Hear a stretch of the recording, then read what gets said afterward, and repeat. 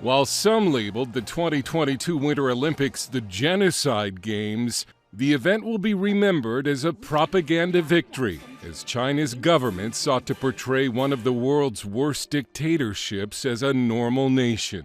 Still, there were moments, like when a news reporter from Dutch TV was suddenly strong-armed by a Chinese security guard in the middle of a live report. And when videos posted by a Finnish skier of water pouring out of the ceiling and electrical outlets in her Olympic Village apartment went viral, Chinese officials ordered her to delete the post. The Olympics are supposed to be a celebration of the human spirit. That's not what this Winter Olympics was about. This Winter Olympics was about a propaganda exercise to make the regime look good in the eyes of the world. The Beijing Olympics were controversial even before they began, and critics say they've shown the Chinese government for what it really is. The world's greatest athletic showcase. But just outside the show, rape, genocide, slave labor. NBC rejected this ad intended to run during the Olympics, ordering the names of the Olympic corporate sponsors blurred out. We wanted to call out the American companies that are funding it all.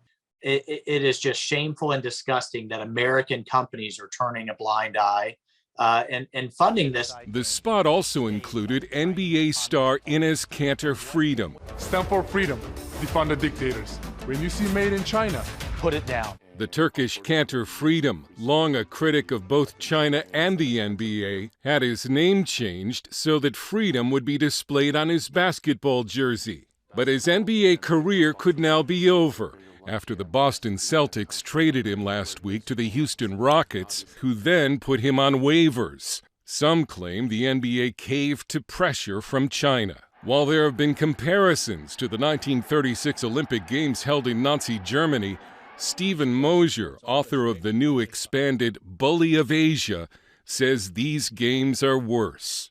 It's worse because we didn't know much about the concentration camps then. The persecution, the genocide of the Jews had not yet begun in earnest.